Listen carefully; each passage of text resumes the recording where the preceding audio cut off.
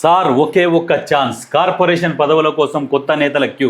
సుమారు 100కు పైగా దరఖాస్తులు. పాత కొత్త నేతల కలయికతో ఫైనల్ లిస్ట్ రెడీ. 15న Revanth Reddy Meenakshi high level meeting. ఆ తర్వాత అధికారికంగా ప్రకటించే అవకాశం.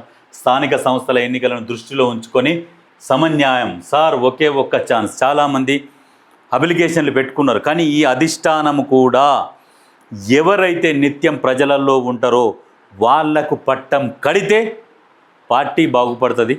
పార్టీ బాగుంటే అందరూ బాగుంటారు. ఇది దృష్టిలో పెట్టుకొని పనిచేయాలి. వీడు మా చుట్టము, వాడు మా కులపోడు, వీడు మా కులపోడు, వీడు మా తాత చుట్టం, మా అయ్య చుట్టం అని ఇచ్చుకుంటూ పోతే కొట్లాడడానికి ఎవరు ఉండరు. ప్రభుత్వ పథకాలని ప్రజల్లోకి తీసుకుపోతందుకు ఉండరు. వీళ్ళు తెల్లబట్టలు వేసుకొని బుగ్గకారులు వేసుకొని సైరన్ పెట్టుకొని తిరగడానికే సమయం సరిపోతుంది. అంతే తప్పితే ఏమీ ఉపయోగం ఉండదు ప్రభుత్వానికి, పార్టీకి. అట్లా ఆలోచన చేసి ఒక నిర్ణయం తీసుకోరు. ఎందుకంటే చాలామంది ఆశావాహులు అడుగుతుంటారు, వాళ్ళు గతంలో ఏం చేసిరు పార్టీకి, వాళ్ళ వల్ల పార్టీకి ఏమైనా ఉపయోగం జరిగిందా లేదా, ఉత్తగానే కూసుర్రా, దున్నపోతును గట్టేసి తింటుంది, ఎరుగుతుంది, ఉత్సవం వస్తుంది, అయిపోతుంది. అట్లనే ఉన్నారా, లేకుంటే ఏమైనా కష్టపడ్డారా, లేకుంటే ఇంత గడ్డేస్తే గడ్డి తిని ఏమైనా పాలిచ్చిందా, పార్టీ కోసం ఏమైనా పని చేసిరా, ఈ రకంగా ఆలోచన చేస్తే బాగుంటుంది పార్టీ కూడా. ఇక ఎవరికి పడితే వాళ్ళకి ఇచ్చుకుంటా పోతే కొట్లాడేది ఎవరు? రకరకాల మంది రకరకాలుగా వచ్చిర్రు. మొన్న సర్పంచ్ ఎలక్షన్ల వాటి గురించి చెప్తా. నేను అందరి దగ్గర నుంచి ఒక విన్నా. ఏం విన్నంటే, ఎవరు గెలిచిర్రు, ఎవరు ఓడిపోయారు, వీళ్ళ మీద వీళ్ళు ఎట్లా గెలిచిర్రు, ఎట్లా ఓడిపోయారు అని చెప్పేసి అందరి దగ్గర నుంచి ఒక రిపోర్ట్ తీసుకున్నా. ఏంటంటే, కాంగ్రెస్ పార్టీలో కొంతమంది సర్పంచులు ఓడిపోయారు.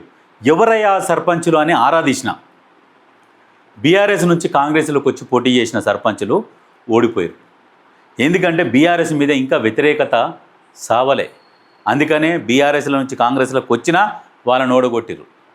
ఎక్కడనైతే ఫస్ట్ నుంచి ఉన్న కాంగ్రెస్లో ఉన్నారో అందరు గెలిచిరు. అంటే బీఆర్ఎస్ మీద అంత వ్యతిరేకత ఉన్నది. అందుకనే ఇది కూడా అర్థం చేసుకొని బీఆర్ఎస్ల నుంచి, మిగతా పార్టీల నుంచి వచ్చిన వాళ్ళకు ఈ పదవులు కట్టబెట్టకండి. కాంగ్రెస్ పార్టీ కోసం కష్టపడి, కాంగ్రెస్ పార్టీ కోసం జెండా మోసినోళ్ళు, కాంగ్రెస్ పార్టీ కోసం కష్టపడ్డోళ్ళని, ఎలక్షన్ల ముందల వచ్చిన వాళ్ళని తీసుకోండి. ఎలక్షన్ల ముందల, ఇక ఎలక్షన్ల తర్వాత గెలిచిన తర్వాత పార్టీలోకి వచ్చిన వానికి పదవులు ఇవ్వడం అనేది ఇది కరెక్ట్ కాదు. కాంగ్రెస్ పార్టీ గెలవక ముందుకు, ఎలక్షన్ల ముందు పార్టీలోకి వచ్చి పార్టీ కోసం పనిచేసిన వాళ్ళకు ఇవ్వండి. ఎందుకంటే వాళ్ళు ఒక ఆలోచనతోని, ఒక విజన్తోని ముందుకు వచ్చారు.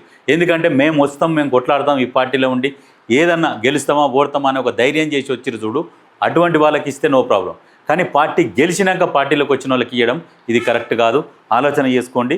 కులాలను ఈ అడ్డం పెట్టుకోకుర్రి.